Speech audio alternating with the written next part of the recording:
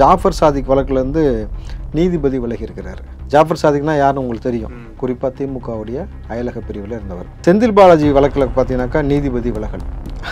அண்ணன் நம்ம செந்தில் பாலாஜி எவ்வளோ ஃபேமஸ் எல்லாத்துக்கும் நமக்கு தெரியும்.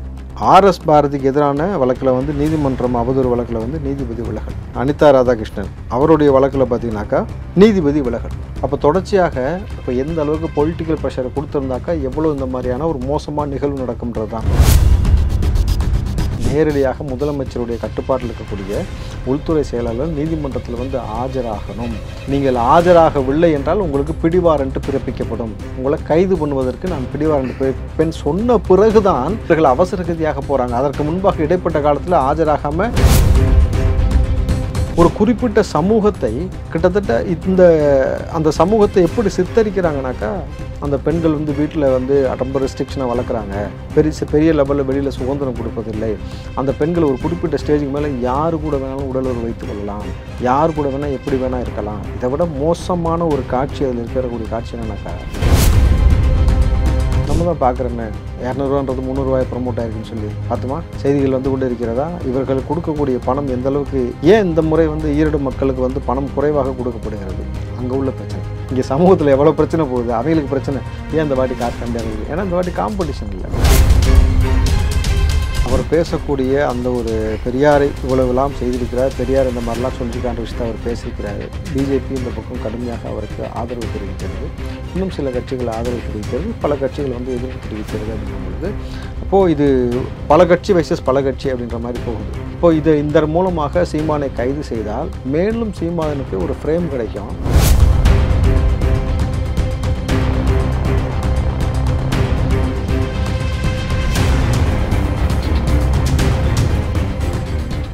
ரியல் நேயர்களுக்கு வணக்கம். இன்று நம்மளுடைய நேர்காணலுக்கு காங்கிரஸ் கட்சியை சேர்ந்த திரு ராவுத்தர் இப்ராஹிம் அவர்கள் இணைஞ்சிருக்காங்க. சார் வணக்கம். வணக்கம் முதன், எப்படி இருக்கீங்க? நலமா இருக்குமா.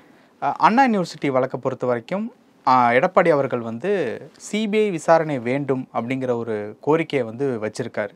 அதைத் தொடர்ந்து இன்னொரு விஷயம் எதற்காக பத்திரிகையாளர்கள் செல்ஃபோன்லாம் வாங்குறீங்க, எஃப்ஐஆர் முதல்ல லீக் ஆனது எப்படின்னு கண்டுபிடிங்க, இந்த பத்திரிகையாளர்களுடைய ஃபோனை வாங்குறது அப்படிங்கிறது வழக்கை திசை திருப்புறதுக்கான வேலை அப்படிங்கிற மாதிரியான விஷயங்களை சமீபத்திய செய்தியாளர் சந்திப்பில் குறிப்பிட்டு பேசியிருக்காரு.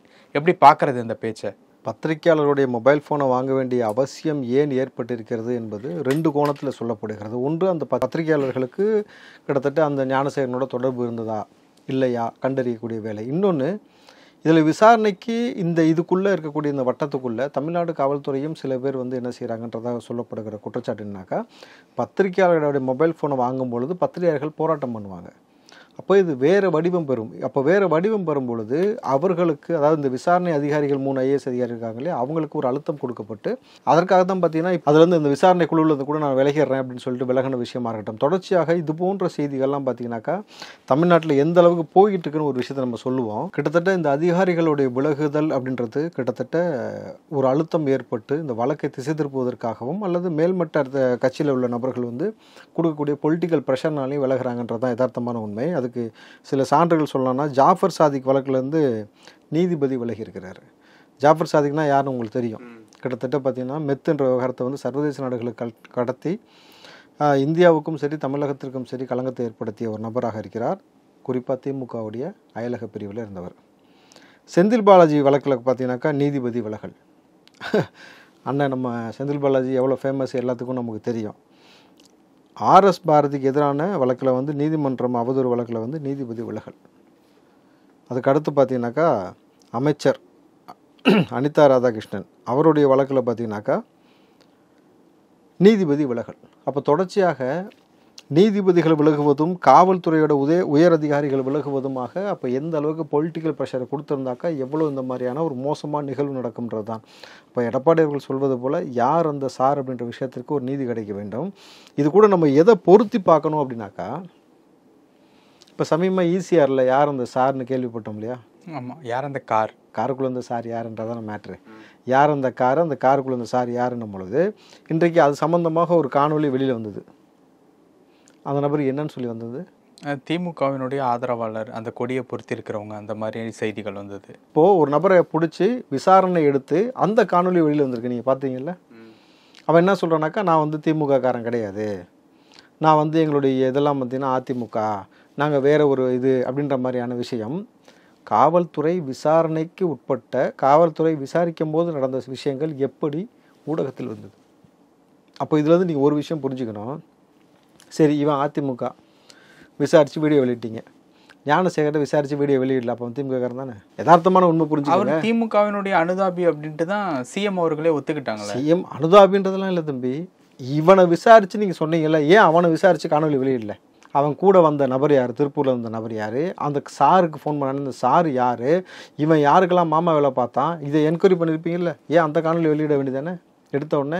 அப்போ இருந்து ஒரு விஷயம் புரிஞ்சுக்கங்க, மடை மாற்றுவதற்காக எவ்வளோ பெரிய பொலிட்டிக்கல் ப்ரெஷர் வேணாலும் இங்கே கொடுக்கப்படும். இன்னும் சொல்ல போனீங்கன்னாக்கா வழக்குகள் என்பது வழக்காகவே இங்கே போகலை. இன்னைக்கு நீதிமன்றங்கள் வந்து கண்டிக்கக்கூடிய விஷயங்கள் என்னவாக இருக்குன்னா, அண்ணா யூனிவர்சிட்டி வழக்க சொல்கிறீங்களா? அண்ணா யூனிவர்சிட்டி வழக்குன்னு இல்லை, பொதுவாகவே எந்த வழக்குகளும் பெரிய லெவலில் வந்து பெரிய இம்பாக்டோ தாக்கத்தையோ சாமானியனுக்கு ஏற்படுவது கிடையாது. உயர்மட்டத்தில் அனுதாபியாக இருந்தாக்கால் இங்கே ஆட்சி அதிகாரம் அவனுக்கு துணையாக போகிறது அப்படின்றது இன்னொரு குற்றச்சாட்டாக எல்லா கட்சி நபர்களால் சொல்லப்படுதுன்னும் பொழுது இப்போ நீங்கள் ஈஸியாக புரிஞ்சு பார்த்துக்கணும் ரெண்டுத்தையுமே. ஓகே, சரி. உள்துறை செயலாளரை வந்து நீதிமன்றத்தில் ஆஜராகணும் அப்படின்னு சொல்லி இவர் வந்து நேரடியாக போய் வந்து ஆஜராயிருக்காது. சொல்லப்படக்கூடிய விஷயங்கள் என்ன அப்படின்னு பார்க்கும்போது பல காரணங்கள் வந்து சொல்லப்படுது. இதற்கு முன்னாடி இந்த மாதிரியான இன்சிடென்ட் வந்து நடந்ததில்லை அப்படின்னு நினைக்கிறேன். நிச்சயமாக நடந்ததில்லை. ஏன்னா யாரை வர சொல்லியிருக்காங்க? உள்துறை செயலாளர். உள்துறை செயலாளர்ன்றது எவ்வளோ மிக முக்கியமான பொறுப்பு அரசியல்ன்றது உங்களுக்கு புரியும். இன்னும் சொல்ல போனால் அந்த துறை யாரிடம் இருக்கிறது? நேரடி கட்டுப்பாடு சிஎம், அது ரிலேட்டபிளான நேரடியாக முதலமைச்சருடைய கட்டுப்பாட்டில் இருக்கக்கூடிய உள்துறை செயலாளர் நீதிமன்றத்தில் வந்து ஆஜராகணும். நீங்கள் ஆஜராகவில்லை என்றால் உங்களுக்கு பிடிவாரண்ட் பிறப்பிக்கப்படும், உங்களை கைது பண்ணுவதற்கு நான் பிடிவாரண்ட் பிறப்பிப்பேன் சொன்ன பிறகுதான் இவர்கள் அவசர கதியாக போகிறாங்க. அதற்கு முன்பாக இடைப்பட்ட காலத்தில் ஆஜராகாமல் இந்த வழக்கை வந்து டெல்லி வரைக்கும் கொண்டு போய் ஆஜராகிறதுலேருந்து விலக்கு கூறுவதற்கான எல்லா வழிவகையும் ஏற்பட்ட பொழுது டெல்லி நீதிமன்றம் ரொம்ப தெளிவாக சொன்னது, இந்த வழக்கில் தலையிட விரும்பவில்லை அப்படின்னும் பொழுது அப்போ தன்னை கைது செய்து விட்டால் அசிங்கம்னு சொல்லிட்டு அதுக்கப்புறம் அவசர கதியாக போய் நிற்கிறாங்கனாக்கா, நீதிபதி கேட்ட கேள்வி என்னன்னாக்கா, ஒரு சாமானியன் ஒரு கம்ப்ளைண்ட் வந்து கொடுக்குறான்னா 10 வருஷமாக நிலுவையில் வச்சுருக்கிறீங்க, எப்படி 10 வருஷமாக நிலுவையில் வைக்க முடியும்? நீங்கள் இந்த நபரிடம் பணம் இருக்கிறது, இன்றைக்கு ஒரு நீதிபதிக்கிட்ட வந்து வாதாடக்கூடிய அளவுக்கு அட்வொகேட் ஃபீஸு கொடுத்து வந்திருக்கிறாரு, எல்லா சாமானியனுக்கும் இது சாத்தியப்படுமா? இப்போ சமீபத்தில் நீங்கள் தெரிஞ்சிருக்கலாம், வழக்கு அந்த கொடுக்கக்கூடிய வழக்கை வாங்கி ஒழுங்காக விசாரிக்காமல் எஃப்ஐஆர் ஃபைல் பண்ணல, சிஎஸ்ஆர் ஃபைல் பண்ணலன்னு சொல்லிட்டு ஆர்கே நகர் காவல் நிலையத்துக்கு வெளியில் வந்து ஒரு நபர் தீ வைத்து எரித்து கொண்டதாக இருக்கட்டும், எத்தனை இடங்களில் வந்து வழக்குகள் பதிவு செய்யப்படலன்னு உங்களுக்கு ஒரு விஷயம் இருக்குது. 10 வயது சிறுமி பாலியல் வன்புணர்வு செஞ்சப்பட்ட பொழுது அவருடைய பெற்றோரை வந்து நிர்வாணப்படுத்தி அடித்த வழக்காக இருக்கட்டும், காவல்துறை கூட்டு போய் பல்ல பிடுங்குற விஷயமா இருக்கட்டும், இது போன்ற வந்து இந்த விஷயங்கள், இந்த செய்திகள்லாம் உங்களுக்கு தெரியுமா தெரியாதா? இந்த வழக்கை பொறுத்த வரைக்கும் காவல்துறையினர் வந்து நீதிமன்றத்தினுடைய எந்த விதிமுறைகளுமே பின்பற்றலை அப்படின்ட்டு வந்து சொல்கிறாங்க. அதுவும் ஒரு பார்க்கக்கூடிய ஒரு விஷயம். நாங்கள் சொல்கிறத நாங்கள் சொல்லிக்கிட்டே இருக்கோம், நீங்கள் செய்கிறத உங்கள் இஷ்டத்துக்கு நீங்கள் செஞ்சுக்கிட்டே இருக்கீங்கிறது தான் அதுக்கான பொருள். கிட்டத்தட்ட பார்த்தீங்கன்னாக்கா இதுதான் சட்டம், இந்த சட்ட விதிமுறைக்கு உட்பட்டு தான் எல்லா விஷயத்தையும் செய்யணும் என்பது தான் நீதிமன்றம் சொல்லுகிறது. நீதிமன்றம் எவ்வளோ வழிகாட்டுதலை கொடுத்தால் கூட இவர்களுக்குன்னு ஒரு தனி வழி, என்ன வழி? திராவிட வழி, திராவிட மாடல் ஆட்சி சொல்கிறாங்க வெக்கம் இல்லாமல். அந்த ஆட்சியின் பிரகாரம் கிட்டத்தட்ட சாமானியர்களை விளிம்பு நிலைக்கு கொண்டு போய் தள்ளி அடக்குமுறை செய்யக்கூடிய விஷயம் மோசமாக போய் கொண்டிருக்கிறதுக்கு பெரிய உதாரணம் வேங்கவயல். அந்த வேங்கவயலில் இன்றைக்கு வந்து அவர்கள் தாக்கல் செய்தது எந்த மாதிரியான ஒரு தாக்கத்தை ஏற்படுத்திருக்கு உங்களுக்கு தெரியும். அந்த தண்ணியை தான் யாரும் குடிக்கல அப்படின்னு சொல்லிட்டாங்களே. எப்படி அப்படி சொல்ல முடியுது? முதலமைச்சருக்கு ஃபோன் பண்ணி பேசின காணொலியாக நம்ம பார்த்தோமா இல்லையா? பாதிக்கப்பட்ட சம்மந்தப்பட்ட நபர்களுக்கு போய் அந்த பார்த்து பேசக்கூடியது. ஏன் இப்போ சமீப காலமாக என்ன சொல்கிறது, அரசியலில் எங்கே இருக்காருன்னு தெரியாத கமலஹாசன் பாதிக்கப்பட்ட, தண்ணீர் குடித்து பாதிக்கப்பட்டு ஹாஸ்பிட்டலில் அனுமதிக்கப்பட்டிருந்த அந்த குழந்தைகிட்டையும் பெற்றோர்கிட்டையும் பார்த்திங்கன்னா ஃபோன் பண்ணி கேட்டது, அந்த விசாரித்தது, அந்த காணொலிலாம் இப்போ வைரல் ஆகிட்டு இருக்கு. அப்போ எத்தனை மக்கள் பாதிப்புக்கு உள்ளாக்கப்பட்டிருக்கிறார்கள்னு ஒரு விஷயம் இருக்குல்ல. சரி, இது பாதிக்கப்பட்டதற்கு உள்ளாக்கப்பட்டதா இல்லையன்றதை தாண்டி இன்னொரு விஷயம், மலம் கலக்கப்பட்டது எந்த ஏரியாவில்? இவர்கள் பழி வாங்குவதாக சொல்லப்படுவது நபர் இருக்கக்கூடிய ஏரியா வேறு, புரிஞ்சுங்களா? அந்த தெருவில் உள்ள டேங்கில் கலக்காமல் இந்த டேங்கில் கலந்து இவனை நல்ல ஒரு விஷயம் புரிஞ்சுங்க. ஒரு தனிப்பட்ட நபருக்கான ஒரு பகை, இப்போது உங்களுக்கும் எனக்கும் ஒரு பகை இருக்குனாக்கா, நீங்கள் வந்து நான் இருக்கிற ஏரியா முழுக்க இருக்க எல்லா மக்களும் தண்ணியை குடிக்கிற அளவுக்கு இருக்கக்கூடிய ஒரு டேங்கில் கொண்டு போய் எதாவது கலப்பீங்களா? மலத்தை கலப்பீங்களா? பழி வாங்குவதற்கு 1000 வழிவகை இருக்கா இல்லையா? இப்போ நேருக்கு நேராக ஒருத்தரை பழி வாங்குவதற்கு எத்தனையோ விதம் இருக்கிறது. ஏன் அவன் இப்போது அந்த மலத்தை கொண்டு போய் இங்கே போட்ட நேராக அவன் வீட்டுக்குள்ளே கொண்டு போய் எரிஞ்சிருக்கலாம்ல? யாரை பழி வாங்கணுமோ அவன் வீட்டில் தண்ணி டேங்க் இருக்கும்ல, வாட்டர் டேங்க் நிச்சயமாக இருக்கும்ல, அங்கே போட்டுக்கலாம். அவர் வெளியில் காரில் போகும்போது பைக்கில் போகும்போது அதாவது 1000 வழி இருக்குது. ஒருத்தரை பழி வாங்கணும்னு நினச்சாக்கா செய்ய முடியும். ஆனால் இதை கொண்டு போய் ஒரு தனி மனிதனுக்காக ஒரு விஷயத்தை இங்கே நிகழ்த்தினார்கள்னு சொல்லப்படுகிறது மோசமான ஒரு நிகழ்வு. அப்போது இந்த இடத்தில் நீங்கள் ஒரு விஷயம் யோசிக்கணும். அடுத்தடுத்து அரசியல் அழுத்தம் கொடுக்கப்படுகிறது. இன்னும் சொல்லப்போனால் குறிப்பாக விஜய் அவர்கள் வேங்கவேல் போவதாக ஒரு செய்தி வந்த போல பிறகுதான் இந்த அழுத்தம் என்பது வேறு வடிவம் பெறுகிறது. ஏன்னா தேசிய செய்தியாக மாறுகிறதுன்னும் பொழுது இதை எடுத்து எல்லா நபர்களும் பேசக்கூடிய ஒரு மோசமான ஒரு ஆட்சி தான் நடந்து கொண்டு இருக்கிறதுன்றதை பறைசாற்றுவாங்கன்றதுனால இந்த வழக்கை இப்படி திசை திருப்பி, இன்னும் சொல்லப்போனால் யார் மீது குற்றம் சாட்டப்பட்டதோ அந்த நபர்கள் கொடுத்த பேட்டியை நீங்கள் பார்த்துருப்பீங்க. எங்கள் மீது வீண் பலி போடுவதற்கு பதிலாக எங்களை கொன்று விடுங்கள். இது என்ன மாதிரியான ஆட்சின்னு உங்களுக்கு புரியுதா? முத்துவேல் கருணாநிதி ஸ்டாலினுடைய ஆட்சின்னு சொல்கிறாங்க. விளிம்பு நிலை மக்களையும் ஒடுக்கப்பட்ட மக்களையும் சாதிய பாகுபாடு பார்த்து இங்கே வந்து அடக்கி ஒடுக்குமுறை செய்யக்கூடிய அவலம் இன்னும் தொடர்ந்து கொண்டே இருக்குது. இன்னும் சொல்ல போனீங்கன்னாக்கா அந்த வேங்கவேல் சம்பவத்துக்கு பிறகு தான் இரட்டை குவளை முறையெல்லாம் இன்னும் இருக்குன்னு நமக்கு தெரிய வந்தது. அப்போ இன்னமும் பார்த்திங்கன்னா நீ இந்த கிளாஸில் தான் குடிக்கணும், இந்த கிளாஸில் தான் குடிக்கணும், அந்த காலத்துலாம் கொட்டாங்குச்சின்னு சொல்லுவாங்கள்ல, அதில் தான் கொடுத்துக்கிட்டு இருப்பாங்க. அப்போ அந்த மாதிரி இருக்கக்கூடிய இடத்துல தண்ணீர் வந்து எப்படி ஊற்றுவாங்கன்னா, குடிப்பதற்கு பாத்திரம் கொடுக்க மாட்டாங்க, ஊற்றுவாங்க. அப்படி கையை வச்சு தான் அப்படி குடிக்கக்கூடிய ஒரு அவலம் இருந்துச்சு. அதே அவலம் இன்றைக்கி இருக்குனாக்கா யதார்த்தமான ஒரு விஷயத்தை புரிஞ்சுக்கோங்க. இப்போ கார்களில் பம்பர் இருக்கு இல்லையா, பம்பர்லாம் போடக்கூடாதுன்னு சொல்லியிருக்காங்க. ஏன் போடக்கூடாதுன்னு சொல்கிறாங்க? பம்பர் போட்டாக்கா கார் வந்து போய் நீங்கள் ஒரு இடத்துல இன்னொரு காரோ இல்லை எங்கேயாவது ஆக்சிடென்ட் ஆகும்பொழுது ஏர் பேக் ஓப்பன் ஆக மாட்டேங்குது. ஸோ அவங்க உயிரை காப்பாற்றுவதற்காக பம்பர் போடக்கூடாது. எவ்வளோ டிராஃபிக் இருந்தாலும் எவ்வளோ கட்சி கூட்டம் நடந்தாலும் ஆம்புலன்ஸ் வந்தால் உடனே வழி விடுறோம். ஏன் வழி விடுறோம்? நான் உயிர் தேவை, அந்த மாதிரியான அந்த உயிரை காப்பாற்ற வேண்டிய இடத்துல. அப்போ ஒரு உயிரை காப்பாற்றணும்னு இவ்வளவு முனைப்பு காட்டுற நீங்கள் இத்தனாயிரம் உயிர்களை பலி கொடுப்பதும் இத்தனாயிரம் நபர்களை பலி கொடுப்பதும் உயிர் மீது அக்கறை உள்ளபடி தமிழ்நாடு அரசுக்கு இருந்துச்சுன்னா எதற்காக இவ்வளோ டாஸ்மாக இருக்குது? எதற்கு இவ்வளோ போதை பொருள் இங்கேருந்து புழங்குது? அப்போ மனுஷனை காப்பாற்றணுன்ற ஒரு கோட்பாடு ஒரு பக்கம் இருக்குது. இன்னொரு பக்கம் நீங்கள் வந்து சட்டத்தை கையில் வச்சுட்டு வேறு விதமான வகையில் கொண்டுகிட்டு இருக்கிறீங்க. கள்ளச்சாராய மரணம் எந்த அளவுக்கு நடந்து கொண்டிருக்கு நம்ம பார்க்குறோம் பொழுது, அப்போது ஆட்சி நடத்தக்கூடிய முதலமைச்சருக்கு தான் இது குறித்த புரிதல் இருக்கணும். எதிர்க்கட்சி நபர்கள் சொன்னாக்கா அதை ஏற்றுக்கொண்டு கேட்கணும். அதை விட்டுட்டு இவர் என்ன கேட்குறாரு? ஆதாரம் இருந்தால் கொடு. ஸ்டாலின் கேட்டார்ல அண்ணா யூனிவர்சிட்டி விவகாரத்தில், ஆதாரம் இருந்தால் கொடு. ஆதாரம் கொடுக்கறதுக்கு நீ எதுக்கு அங்கே உட்காந்து வெளியில் போய் நான் கொடுக்குறேன்னு சொன்னாரா எடப்பாடி? அதைத்தான் சொல்கிறேன். அப்போ எவ்வளவு மெத்தனமான ஒரு ஆட்சி நடந்து கொண்டு இருக்கிறது. எல்லா இடத்துலையும் வன்மம். இப்போது சமீபமாக ஒரு திரைப்படத்துடைய ட்ரெய்லர் வந்துச்சு, நீங்கள் பார்த்துருப்பீங்க, பேட் கேர்ள்.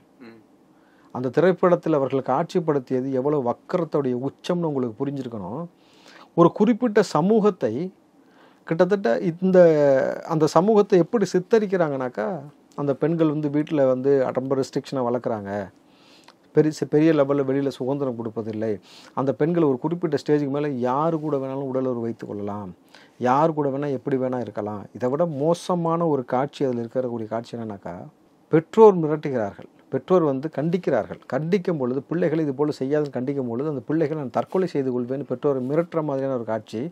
அப்போ சமூகத்திற்கு நீங்கள் என்ன சொல்ல வரீங்க? சின்ன பிள்ளைங்க எல்லாத்தையும் அவங்களுடைய அந்த வயது அந்த பருவம் வரும்பொழுது அந்த ஹார்மோனிக்கல் சேஞ்ச் ஏற்படும். அந்த பருவ மாற்றம், இயற்கையான ஒரு ஈர்ப்பு, எல்லா விஷயத்துக்குமான தேடல் இருக்கக்கூடிய அந்த வயது உள்ள நபர் பெண்களை பெற்றோரை நீங்கள் மிரட்டுங்கள் அப்படின்ற மாதிரியான ஒரு காட்சிப்படுத்தி விட்டு உங்கள் சுதந்திரமாக யார் உடவனா இருங்க.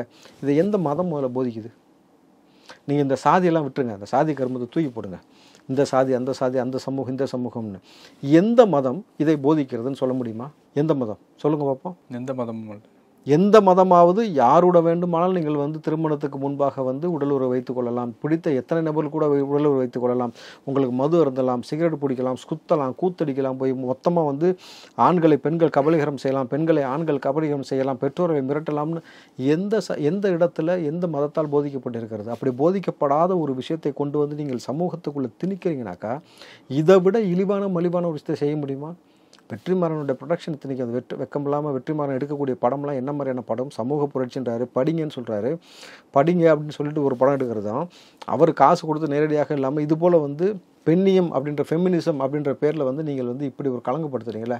இப்போ சமீப காலமாக உதயநிதியுடைய மனைவி கிருத்திகா அவர்கள் எடுத்த படம் கூட வந்திருந்து காதலிக்க நேரம். அதுலேயும் ஃபெமினிசம் பேசியிருப்பாங்க. அந்த ஃபெமினிசம் எப்படின்னாக்கா, ஒரு ஆணோடு காதல் ஏற்படுகிறது, அவன் துரோகம் செய்து விடுகிறான், எனக்கு ஆண் தேவையில்லை, முடிவு செஞ்சுட்டு குழந்தை பெற்றுக்கொள்வதற்காக ஒரு ஆண் தேவையில்லை, டெஸ்ட் பேபி அதன் மூலமாக குழந்தை பெற்றுக்கிறாங்க. அதுக்கு பிறகு ஒரு குறிப்பிட்ட காலத்துக்கு பிறகு ஒரு ஹீரோவோட ஒரு நட்பு ஏற்படுகிறது, அது காதலாக மலர்கிறது, அந்த கல்யாணம் முடிச்சுட்டாங்க, முடிவெடுக்கிறாங்க. அப்போ இது எவ்வளோ அழகான ஃபெமினிசம்! உங்களுக்கான சுதந்திரத்தை கொடுக்குறோம், ஆனால் அறத்தின் பால் நின்று நேர்மையாக எந்த அளவுக்கு வளர்ந்து எந்த அளவுக்கு வாழ்கிறாங்கன்னு இருக்குது.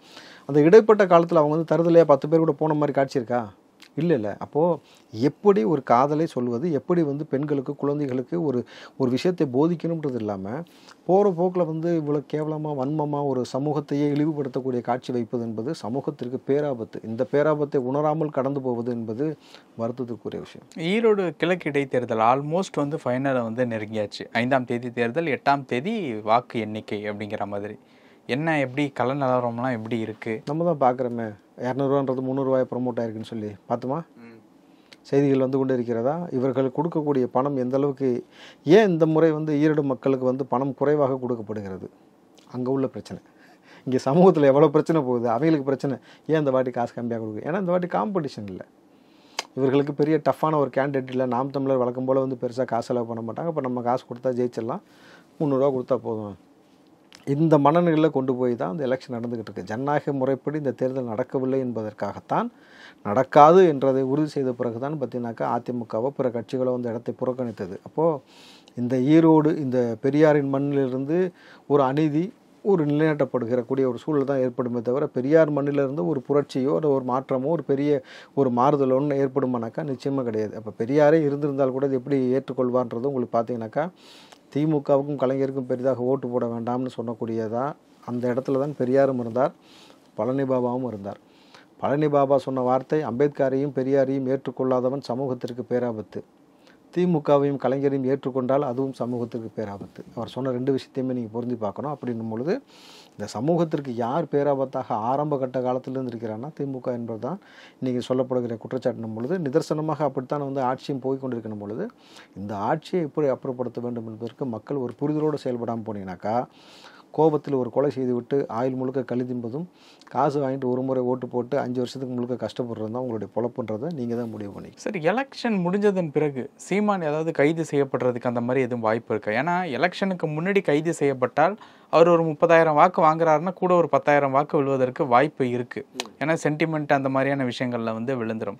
ஏன்னா எலெக்ஷனுக்கு பிறகு ஏதாவது வாய்ப்பு இருக்குது? ஏன்னா இவ்வளோ நாள் வந்து டிஎம்கே அமைதியாக இருக்காங்க அப்படின்னா அந்த அமைதிக்கு பின்னாடி ஏதாவது ஒரு காரணம் இருக்கும் அப்படின்ட்டு தான் சொல்லப்படுது. காரணம்னாக்கா இன்னொரு பக்கம் அவர் பேசக்கூடிய அந்த ஒரு பெரியாரை இவ்வளவுலாம் செய்திருக்கிறார், பெரியார் இந்த மாதிரிலாம் சொல்லியிருக்கான்ற விஷயத்தை அவர் பேசியிருக்கிறாரு. பிஜேபி இந்த பக்கம் கடுமையாக அவருக்கு ஆதரவு தெரிவிக்கிறது, இன்னும் சில கட்சிகள் ஆதரவு தெரிவிக்கிறது, பல கட்சிகள் வந்து எதிர்ப்பு தெரிவிக்கிறது. அப்படின்னும் பொழுது அப்போது இது பல கட்சி வைசஸ் பல கட்சி அப்படின்ற மாதிரி போகுது. அப்போது இந்த மூலமாக சீமானை கைது செய்தால் மேலும் சீமானுக்கு ஒரு ஃப்ரேம் கிடைக்கும், அவருக்கு இன்னும் பொலிட்டிக்கலில் அது வந்து ஒரு மைலேஜாக பயன்படும், அவருடைய வளர்ச்சிக்கு அது வித்துடும் பொழுது கைதெல்லாம் நடக்காது. வழக்குகள் வழக்கம் போல் பதிவு செய்யப்படும், இவர் வழக்கம் போல் வந்து நீதிமன்றத்தில் போய் அணுகிட்டு இருப்பாரே தவிர பெரிய இம்பேக்ட்லாம் ஏற்படாது. ஓகே, அந்த அமைதி டிஎம்கேனுடைய அந்த அமைதி, அண்ணாவை குறித்து அண்ணாமலை பேசிய பொழுது அதிமுக பொங்கியது, டிஎம்கே எப்படி அமைதியாக இருந்ததோ அதே போல் இவர்களும் இந்த விஷயத்திலையும் அமைதியாகத்தான் இருப்பார்கள். இவர்களுக்கு தேவைனாக்கா இவர்களுக்கு யாரை ஏவி விடணுமோ ஏவி விட்டு தான் அங்கே செய்வாங்களே தவிர நேரடியாக திமுக எப்பயுமே களம் காண்டது கிடையாது. குரங்கை வைத்து குட்டி ஆழம் பார்ப்பது போல் வந்து கூட்டணி கட்சிகளை வைத்து ஆழம் பார்க்கக்கூடிய வேலை தான் திமுக எப்பயுமே செய்யும். நிறைய விஷயங்கள் சொன்னீங்க. நேரத்துக்கு ரொம்ப நன்றி. நன்றி.